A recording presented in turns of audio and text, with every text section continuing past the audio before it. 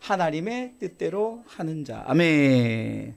오늘 본문은 예수님이 진정한 내 가족이 누구냐?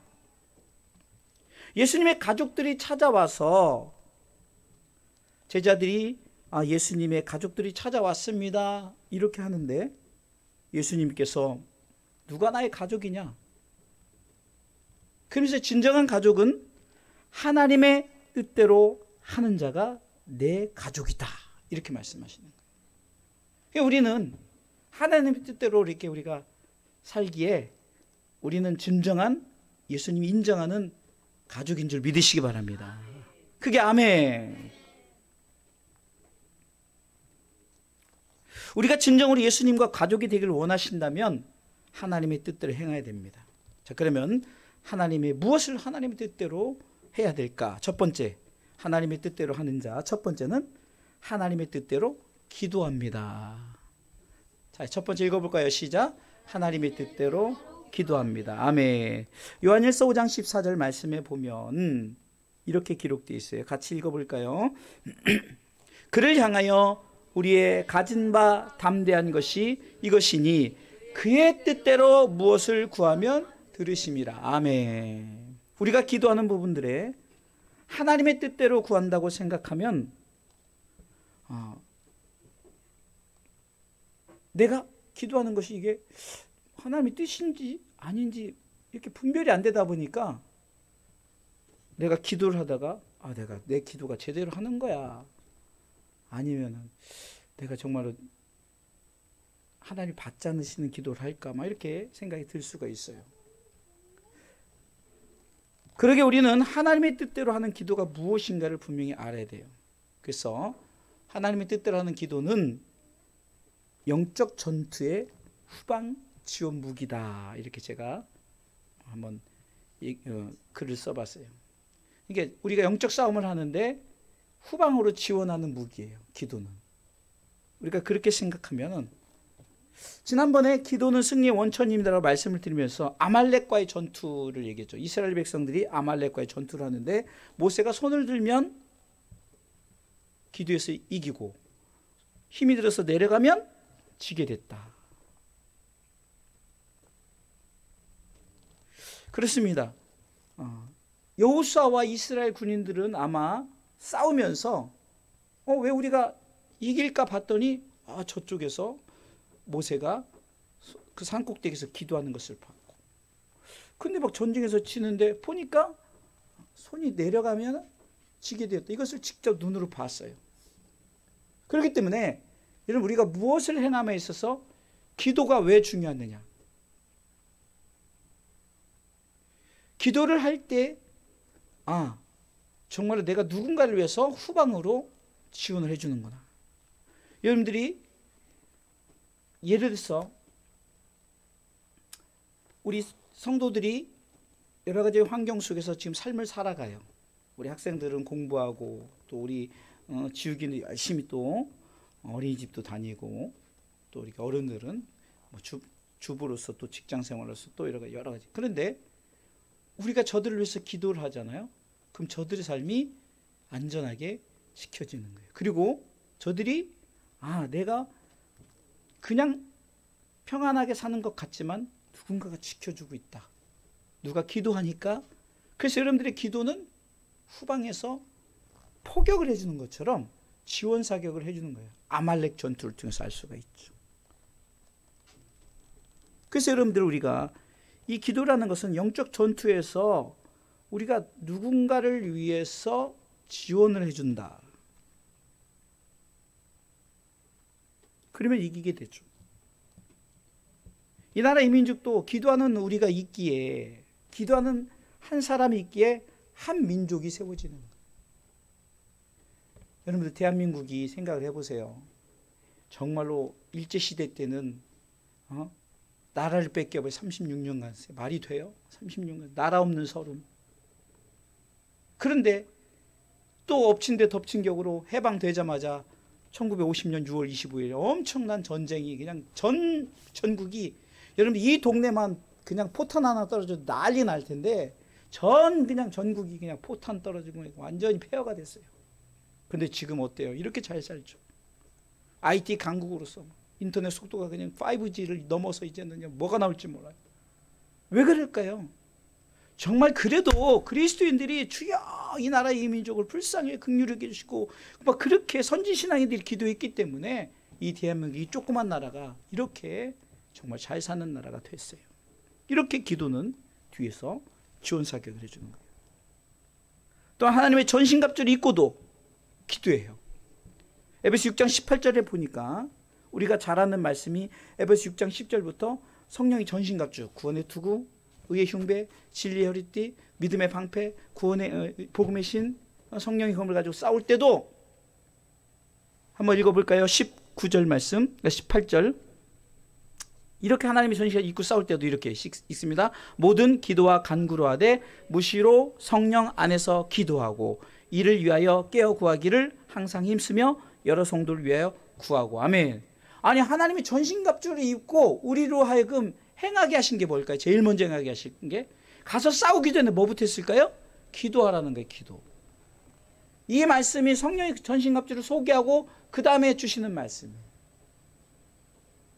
바울은 이렇게 하나님의 전신갑주를 입고 제일 먼저 행할 것이 뭐냐? 기도다. 할렐루야. 그래서 하나님의 뜻대로 하는 기도가 바로 하나님의 전신갑주를 입고도 제일 먼저 기도하게 되어지는 거예요. 예수님의 기도에서도 보니까 마가복음 14장 36절에 예수님께서 겟세마네에서 동산에서 기도할 때 읽습니다. 가라사대 아바 아버지여 아버지께는 모든 것이 가능하오니 이 잔을 내게서 옮기시옵소서. 그러나 나의 원대로 마옵시고 아버지의 원대로 하옵소서 하고, 아버지의 뜻대로 기도하는, 예수님이 그렇게 기도했거든요. 예수님이 십자가를 지시며 기도하실 때 내 뜻대로 하지 마시고 아버지의 뜻대로, 나 지금 이거 안 했으면 좋겠습니다.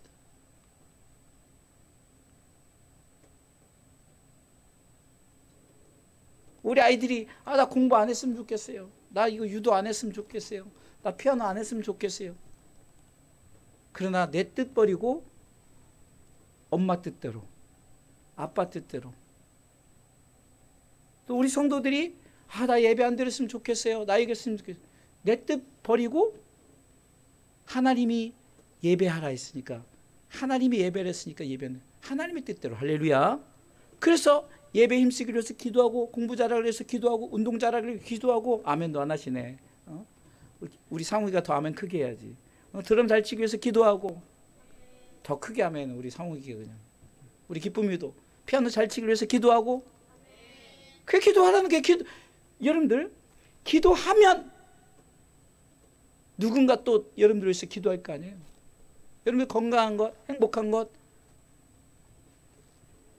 다 기도해요. 그런데 기도는 누군가 도와주는 분이 있어요. 누굴까요? 성령 하나님. 할렐루야. 기도를 혼자 하려니까 힘들어요. 성령 하나님과 함께 하시기 바랍니다. 하나님의 뜻대로 기도하려면 성령 하나님과 기도하십시오. 때로는 기도하는 분들이 내 기도 제목만 가지고 기도하기에 이것이 하나님의 뜻인가? 그래서 기도가 어렵다고 생각해요. 많은 사람들이 기도가 어렵다고 생각해요. 그리고 저 같은 경우는 이제 반복되는 기도의 제목을 계속해서 정말로 여러분들 신년 봉투를 놓고도 기도해도 왜 반복되는 기도잖아요. 반복되는. 여기서도 또 같은 기도 제목 때문에 반복되는 기도를 할 때도 이거 식상할 수가 있어요. 이거 맨날 이거 해도 그냥 한 번만 하면 되지. 그렇게 생각할 수 있다는 거예요. 저도 그렇게 기도하면서 이거 아침에 했는데 또 저녁에 또 할 필요 있나? 이렇게 생각할 수 있죠.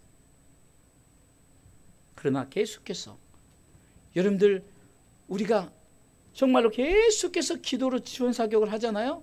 그러면 여러분들 내가 지금 범사에 잘 되고 행복하다. 누군가가 기도하고 있어요. 누군가.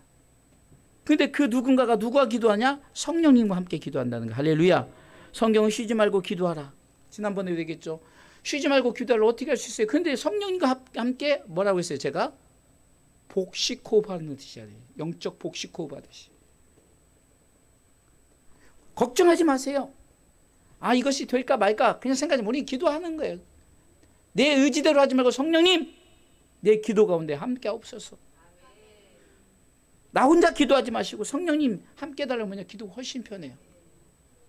로마서 8장 26절에 성령님께서 탄식하면서 우리가 잘못 기도한 것을 바꿔서 기도한대요. 읽어볼까요? 이와 같이 성령도 우리 연약함을 도우시나니 우리가 마땅히 빌 바를 알지 못하나 오직 성령이 말할 수 없는 탄식으로 우리를 위하여 친히 간구하시니라. 아멘. 우리 이필레 권사님을 위해서도 막 우리 성도들이 기도하잖아요. 하나님, 우리 이필레 권사님 이렇게 건강합니다. 세상에 저는 이 자막 안경 안 쓰면 완전히 안 보이는데, 제가 그래서 누굴 만나든지 우리 이필레 권사님을 자랑해요. 아, 우리 교회 권사님 세상에 눈이 그 소머즈, 우리 아이들이 보지만 우리 어른들 소머즈처럼 눈이 밝고 세상 치아를 한 번도 안 바꾸고 그렇게 잘 드시고, 그리고 막 계단 올 때도 막 아까도 화장실 내려올 때 막 급하게 내려, 천천히 내려오세요, 천천히. 그러니까 기도하는 거예요. 하나님 건강 주시고 모세처럼 기력이 새하지 않고 눈이 흐리지 않도록 그 정신이 항상 건강할 수 있도록. 할렐루야.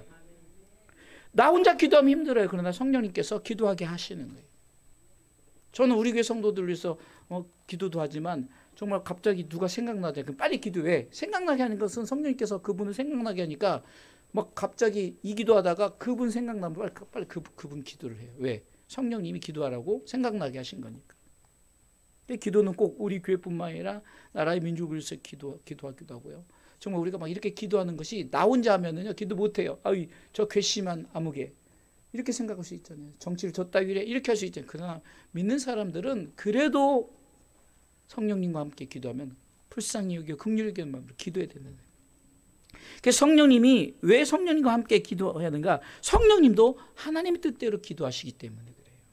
로마서 8장 27절에 이렇게 기록되어 있어요. 같이 읽어볼까요?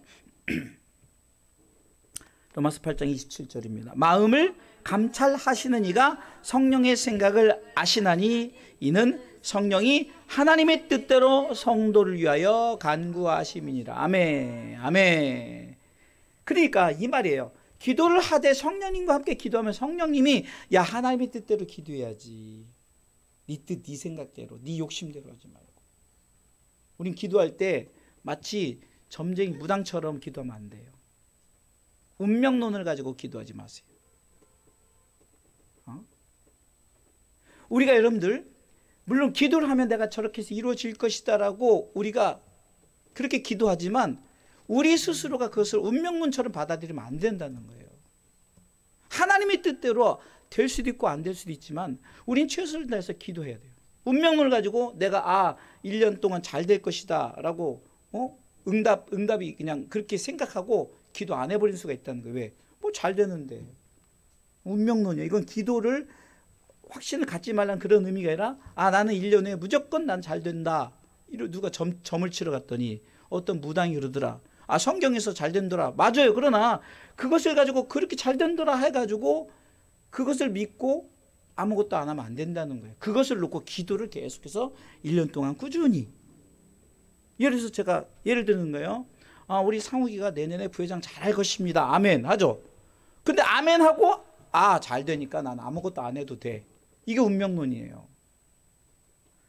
아멘 했으니까 하나님의 뜻대로 우리 상욱이가 부회장을 잘할 수 있도록 기도하는 거예요. 아멘. 우리 필레 권사님을 넣어서 우리가 내년에 건강할 것입니다. 아멘 다 했어요. 그러니까 건강할 거니까 기도도 안 하고 그냥 건강만 하면 되지. 운동만 하면 되지. 그게 아니라 계속해서 하나님의 뜻대로 성령님이 탄식하면서 기도하시듯이 계속해서 기도해야 된다는 거예요. 할렐루야. 따라합시다. 자, 하나님의 뜻대로 성령님과 함께 기도하자. 읽어보겠습니다. 따라합시다. 읽겠습니다. 하나님의 뜻대로 성령님과 함께 기도하자. 자, 두 번째, 하나님의 뜻대로 행동하시기 바랍니다. 하나님의 뜻대로. 읽어볼까요? 두 번째, 하나님의 뜻대로 행동합니다. 이 말은 요한복음 9장 31절에 이런 말씀이 있습니다.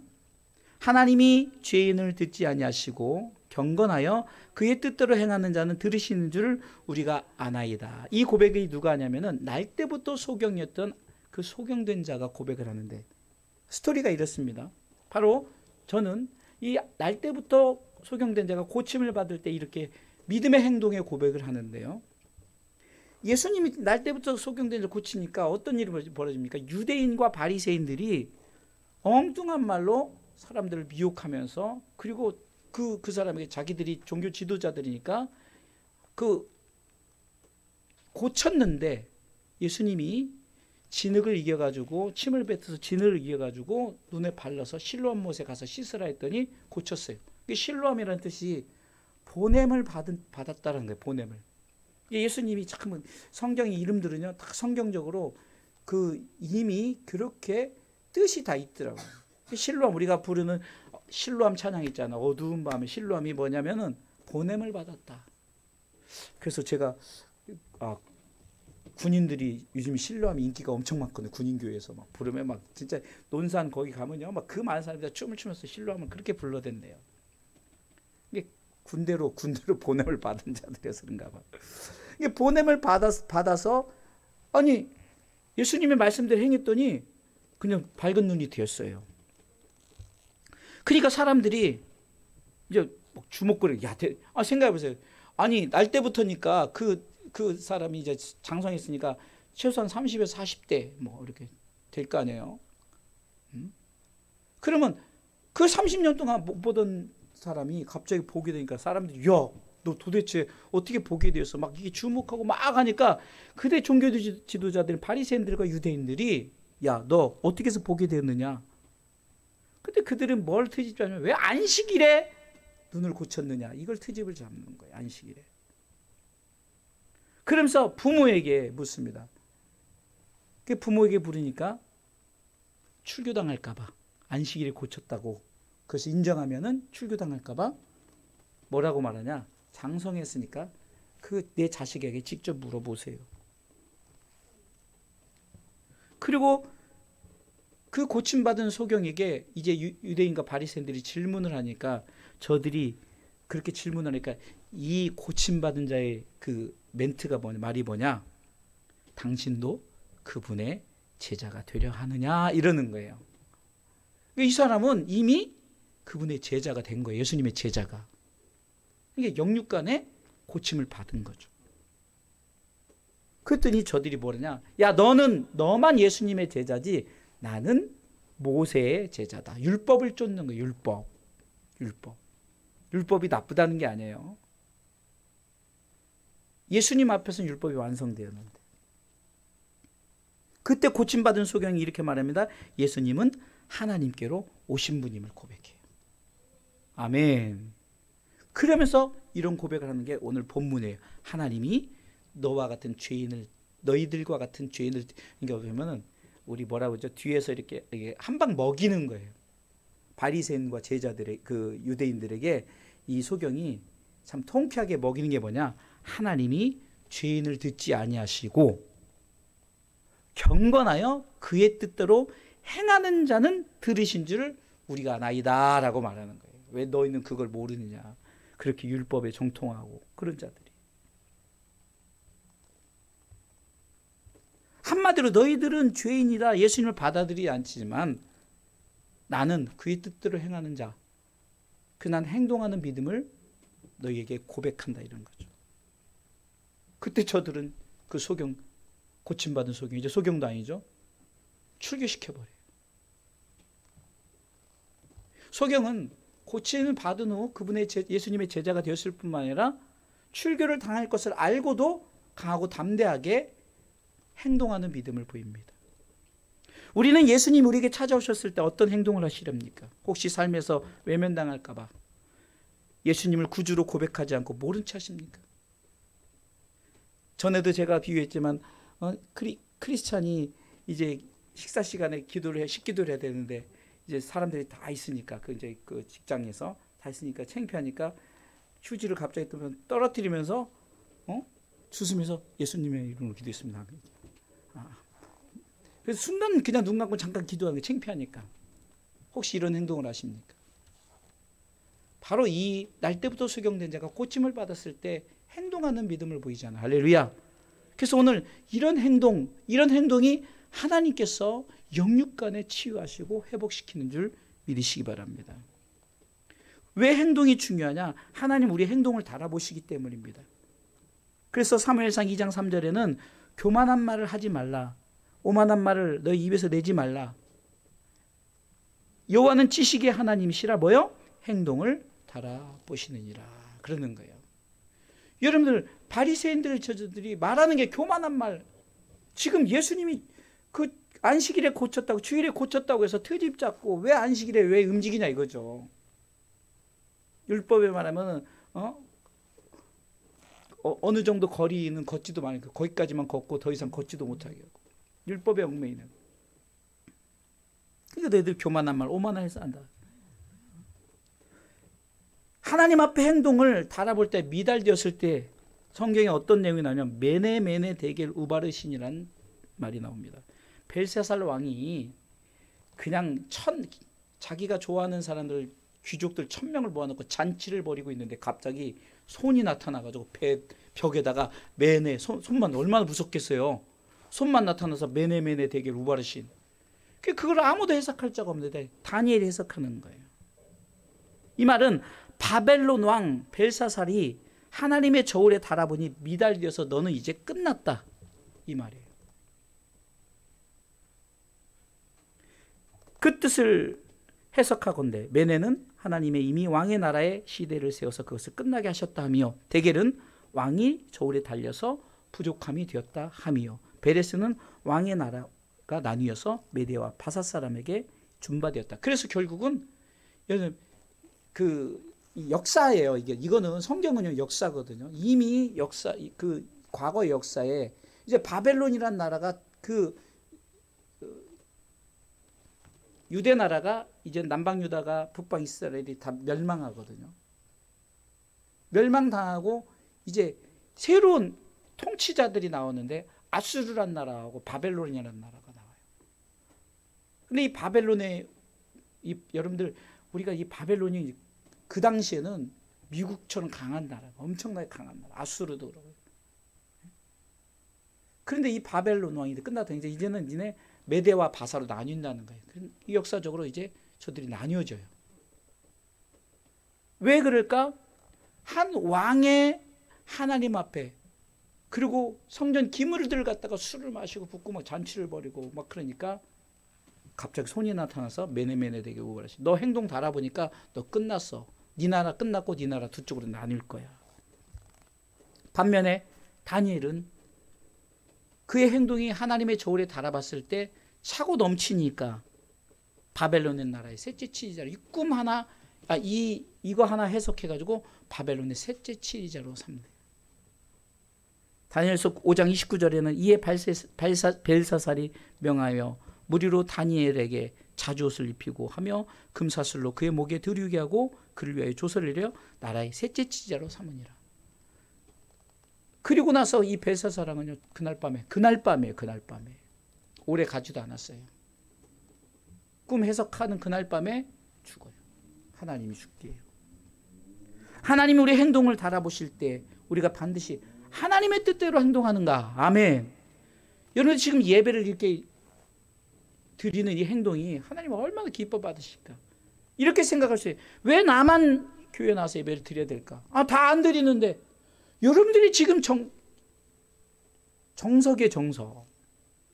안 하는 사람이 비정석인데 이제는 안 하는 사람이 너무 많으니까 그게 정석인 줄 알고 왜 저렇게 예배를 안 드려도 되는데 왜 나만 예배를 드리는가 아니라 하나님 꼭 집어 여러분들을 딱 선택해서 너희들은 정말로 진정한 예배자로 세웠다라고 하나님이 여러분들 칭찬해 주시는 거예요. 할렐루야.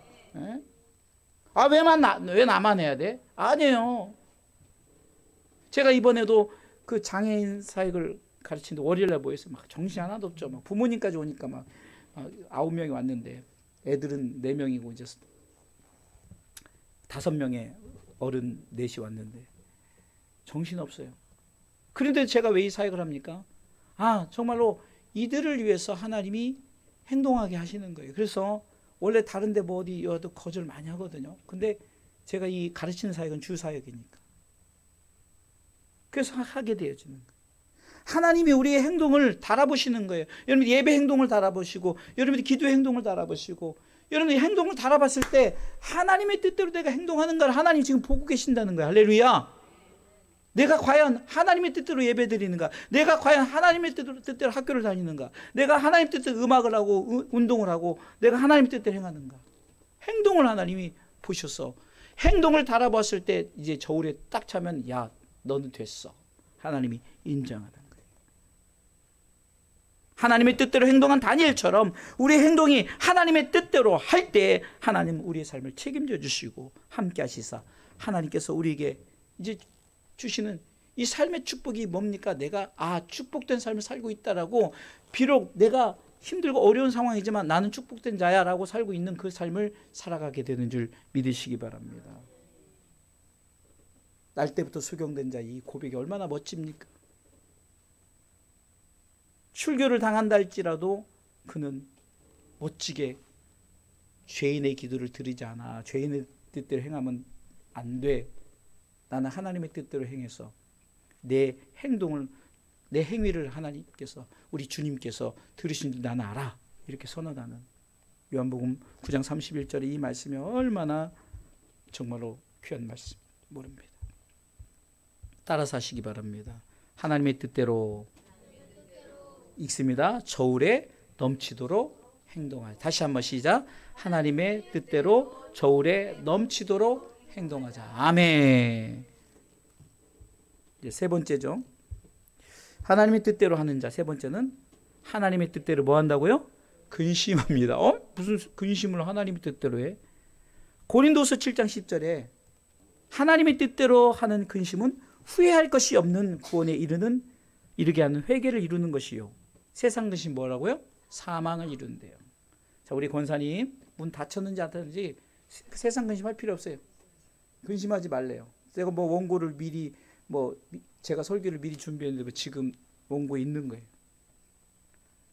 그 왜 그러냐? 세상의 근심을 하나님의 뜻대로 하는 근심으로 바꿔야 되는 거예요. 지금 집에 문이 닫혔을까? 이러지 말고 하나님의 뜻대로 내가 정말 이렇게 와서 하나님 앞에 예배 드리는 게 얼마나, 예를 들어서 누가 도둑놈이 훔쳐갔어도 하나님의 뜻대로 하는 근심은 하나님 반드시 보상을 해주는 거예요. 예? 영육간에 걱정할 필요 없어요. 여러분들이 세상 근심을 안 할 수가 없지요. 안 할 수가 없죠. 지금 권사님이 틀렸다는 게 아니에요. 할 수 있어요. 그러나 그것을 바꾸라는 거예요. 세상의 근심을 하나님의 근심으로. 하나님의 근심이 무엇일까? 후회할 것이 없는 구원에 이르는 회개를 이루는 거예요. 하나님의 뜻대로 하는 근심은 영적인 거란 말이죠. 세상적인 것이 아니에요. 이것이 이렇게 세상 근심은 세상 근심에서 세상 근심으로 해가지고 자꾸 근심은 뼈를 마르게 한대요. 뼈를 마르게. 잠언서에 보니까 뼈를 마르게 한대요. 얼마나 근심하게. 근데 하나님의 근심은 뼈를 마르는 게 아니라 유익하게 하는 거예요. 네? 그래서 후회할 것이 없는 구원에 이르는 회개를 이루는 것은 뭐냐? 복음을 위한 근심이에요. 복음을 위한. 오직 하나님 나라의 복음을 위한 근심. 우리들이 이렇게 예배를 드림으로 우리 주사랑 성도들이 여러분들이 예배 가운데 기도 한마디가 저들의 그 일상을 책임져 주시는 거예요. 이렇게 하는 근심. 내가 정말로 어떻게 하면 예배를 잘 드릴까? 내가 어떻게 하면 하나님 앞에 찬송을 더 잘 드릴까? 앞으로 여러분들 우리 그 아이들 잘 들으세요. 내가 연습한 만큼 하게 되는 거예요. 연습 안 하는데 갑자기 내가 막 드럼을 잘 친다. 내가 피아노를 잘 말도 안 되는 거예요. 하나님의 뜻대로 하는 근심은 내가 어떻게 하면 잘할까? 어떻게 하면 하나님 앞에 예배를 잘 드릴까? 그러다 보면 내가 연습하게 되고 노력하게 되고 공부도 마찬가지예요. 하나님의 뜻대로 내가 근심하는 공부는 내가 어떻게 하면 공부를 잘할까가 그래서 괜히 스트레스 받는 게 아니라 이렇게 해서 이렇게 내가 기쁨으로.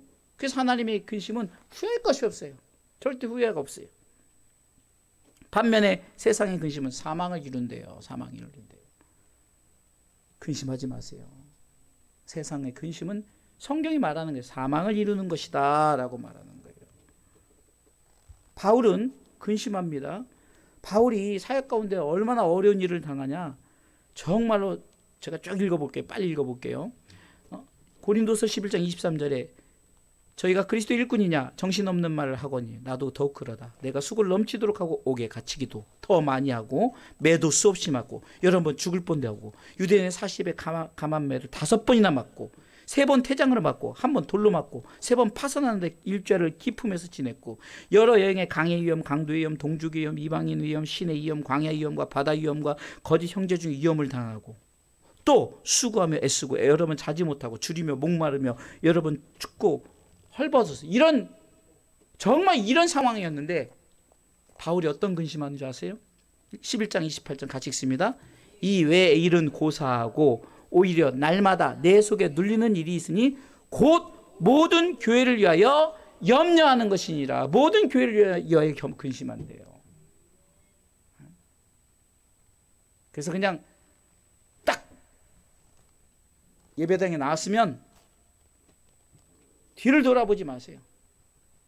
예배 충실하고 말씀 받고 은혜 받고 그래서 내가 이렇게 아까도 우리 권사님 그러더라고요. 오늘은 아이들은 학교 다니고 직장 다니니까 못 나온다. 그래서 그랬죠. 그래서 권사님 대표해서 나오시는 거예요. 저들이 기도 안 하고 예배 안 드리니까 대신 기도하고 예배 드려야죠. 여러분들 우리 교회만 그러죠. 다른 데는요 다 그분들이 직장 생활 안 해요. 학교 안 다녀요. 공부 안 해요. 다 해요. 근데도 예배 다 나와요. 그럼 왜 안 나오는 기준이 되냐고요. 나오는 게. 그 근심을 그런 근심을 저들이 왜 안 나올까? 그럼 어떻게 나와요? 기도하는 거예요. 기도 행동하라고 찬양 행동하라고 막 행동해서 저들이 정말 나올 수 있도록 먼저 내가 본이 되어주고 그러면서 야 자녀들아 내가 너희를 위해서 우리 꼭 이필 권사님 이번 주날 얘기하세요. 손주들하고 그 며느리하고 아들에게 야 내가 너희들을 위해서 오늘 이번에 수요일날 금요일에 나가서 기도했다 예배 드렸다. 여러분 이게 바로 하나님의 뜻대로라는 근심이에요. 하나님의 뜻을 이루는 거죠. 바울은 정말 그 생각해 보세요. 여러분들 저는 이 중에 하나도 안 경험해서 옥에도 들어가지고 내가 무슨 태장을 맞아요. 바울은 이렇게 그런 정말로 상상할 수 없는 이런 고난과 역경 속에서도 오히려 내 마음에 눌리는 근심이 있는데 뭐냐? 교회를 위해서 기도한다. 교회를 위해서. 여러분들 정말 이런 근심을 하시기 바랍니다. 하나님의 뜻대로는 근심은 찬송의 옷을 입는 것입니다. 세상 근심을 버리고 찬송의 옷을 입으시기 바랍니다. 이사야 61장 3절에는 무릇 시온에서 슬퍼하는 자에게 화관을 주어 그 죄를 대신하며 희락의 기름으로 그 슬픔을 대신하여 찬송의 옷으로 그 근심을 대신하고 할렐루야. 찬송의 옷으로 찬송의 옷을 입는 거예요. 근심 대신 찬송을 죄 대신 화관을 할렐루야. 우리가 이렇게 근심을 버리고 찬송의 옷을 입으시기 바랍니다. 또한 하나님의 뜻대로 하는 근심은 평안을 누리는 거예요. 마음의 평안을 누리시기 바랍니다. 평안 누리세요. 걱정하지 마세요. 염려하지 마세요. 하나님이 다 책임져 주세요. 요한복음 14장 27절에 평안을 너희에게 끼치노니 곧 나의 평안을 너희에게 주노라. 내가 너희에게 주는 것이 세상에 주는 것 같지 아니하니라. 아멘. 세상이 주는 평안은 인위적인 것이지만 하나님이 주는 평안은 내 마음의 완전한 평안이기 때문에 우리가 그것을 놓치기 때문에 완전한 평안을 놓치는 것이지. 우리가 그 평안을 누리려면 마음에 항상 근심하지 마세요. 근심을 하나님의 근심으로 바꾸는 게 뭐냐? 내가 평안을 누리는 거예요. 하나님의 평안을 누리는 것이 하나님의 뜻대로라는 근심이에요. 할렐루야. 따라서 합시다. 하나님의 뜻대로 근심하자. 자, 네 번째는 하나님의 뜻대로 받는 고난. 하나님의 뜻대로 고난 받아요. 고난을 받는데요. 베드로전서 4장 19절에 보니까 그러므로 하나님의 뜻대로 고난을 받는 자들은 또한 선을 행하는 가운데 그 영혼을 미쁘신 조물주께 부탁할지어다. 그러니까 고난을 받을 때 선을 행함으로 받는 고난이 하나님의 뜻이라는 거예요. 선.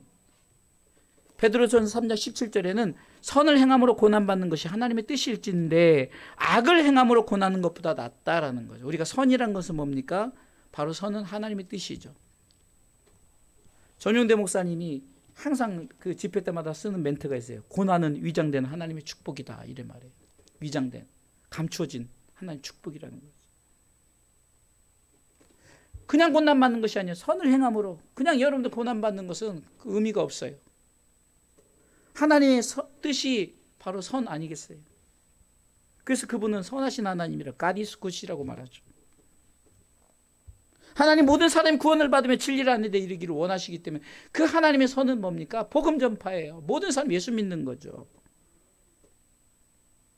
예수님이 선을 행함으로 고난을 받았습니다. 스데반 집사님이 선을 행함으로 고난을 받았습니다. 바울이 선을 행함으로 고난을 받았습니다. 여기 있는 우리도, 믿음의 성도들도 선을 행함으로 고난을 받았습니다. 그러기에 선을 행하기에 우리는 주어지는 고난에 낙심하지 마시고 끝까지 견디어 승리하시길 바랍니다. 때가 차면 반드시 선의 열매를 맺게 됩니다. 할렐루야. 갈라디아서 6장 9절이 이렇게 말합니다. 읽어볼까요? 우리가 선을 행하되 낙심하지 말지니 피곤하지 아니하면 때가 이름에 거두리라. 아멘. 여러분들이 선을 행하기 위해서 고난받는 것, 여러분 낙심하지 마세요. 반드시 열매 맺게 되는 줄 믿으시기 바랍니다. 뭐 우리 주사랑교회니까 우리 주사랑교회 예를 들어야 되죠. 우리 목사님이 우리 아이들 키우기에 지금 지우기로부터 상욱이가 지금 상욱이 몇 살? 13살. 그러면 그냥 13살 때 뱃속에서 따지기만 해도 14년을 정말로 선을 행했어요. 고난을 받았죠. 새벽 예배도 막 끌고 오고 막 애들 막 다 데리고 예배 드리고 지금까지 그렇게 했어요. 열매가 있어요, 없어요? 있잖아요. 나는 우리 아이들 이렇게 삼남매가 나중에 제가 그래서 그 저번에 상욱이한테 야 삼남매 밴드 한번 만들어라. 삼남매 밴드. 그래서 뭐라고 했지 내가 뭐 이름 앞에 따가지고 그치 뭐지 똑똑하네. 맞아. 그렇게 삼남매 밴드를 만들어. 이 아이들이 누군가 선을 행하는데 고난당하면서 끝까지 했더니 열매가 맺혀진 거야. 할렐루야. 때가 참에 거두지 않습니까? 우리 아이들이 우리 요셉 선생님과 예슬 선생님도 그냥 그래도 우리 아이들은 우리 상우에게라는 막 이렇게 막 학원도 보내고 막 그렇게 했잖아요. 뭐 학원을 보낼 돈이 어디 있어요, 그냥. 알아서 크라고. 그냥 코드만 띵가. 그래도 우리 상욱이는 내가 자주 지도해주고 막 이렇게 오늘도 이렇게 하고 그러지만 우리 예슬이한테 코드 C, D, E, F, G, A, B, C 이렇게 잡는 거야 하고 딱 진짜 한 번인가 두 번가 이렇게 끝이에요, 끝. 그런데 자꾸 상황이 예배드리고 막 우리 아이들이 지금 장성에서 오히려 신앙생활 이렇게 예배생활 안 하지만 얘는 학교 다닐 때는 꼼짝 없어요. 다 나와야 돼, 예배. 교회 사는데 어떻게 해서 다 나와야지. 예배 다 드리고. 대학도 하나님 뜻대로 그냥 가고 다 그래. 그러니까 제가 이렇게 봐도 하나님의 뜻대로 행하면 반드시 열매 맺는데 저들이 그냥 자기 생각들이 들어가서 아이고 뭐 이렇게 꼭 자기 생각이 들어가 인본주의 세계. 그러니까 더 좋은 열매를 맺지 못하는 거예요. 그런데 요즘에 좀 바뀌잖아요. 하나님 뜻대로 이렇게 하지. 그래서 제끼 주일학교를 이렇게 했다 저렇게 했더니까 범사에 하나님께서 길을 열어주시는 거예요. 여러분들도 희생해야 돼요. 우리 상욱이도 빚을 갚는 게 동생들 가르치는 거예요. 그 빚을 갚아야지. 왜 그 배우기만 해? 빚을 갚아야지. 복음의 빚을 받았으면 복음의 빚을 갚아야지. 성경도 더 또박또박 타의 모범이 되고 그러면 이제 지우기가 지금 이러지면 나중에는 지우기도 형아가 저렇게 하니까 저렇게 하는 거구나. 누나가 저렇게 하는 건 저렇게 하는 거구나. 우리 권사님이 저렇게 하는 건 저렇게 하는 거구나. 이렇게 따라하게 되는 거예요. 그래서 본을 보이는 거죠. 하나님의 뜻대로 행하면 하나님께서 반드시 열매 맺게 하십니다. 할렐루야. 자, 말씀의 되새김 크게 읽어보고 마치도록 하겠습니다. 자, 말씀의 되새김 읽어볼까요? 예수님의 가족이 되려면 하나님의 뜻대로 행해야 합니다. 하나님의 뜻대로 행하는 자는 첫 번째는 하나님의 뜻대로 기도합니다. 두 번째, 하나님의 뜻대로 행동합니다. 세 번째, 하나님의 뜻대로 근심합니다. 네 번째, 하나님 뜻대로 고난받습니다.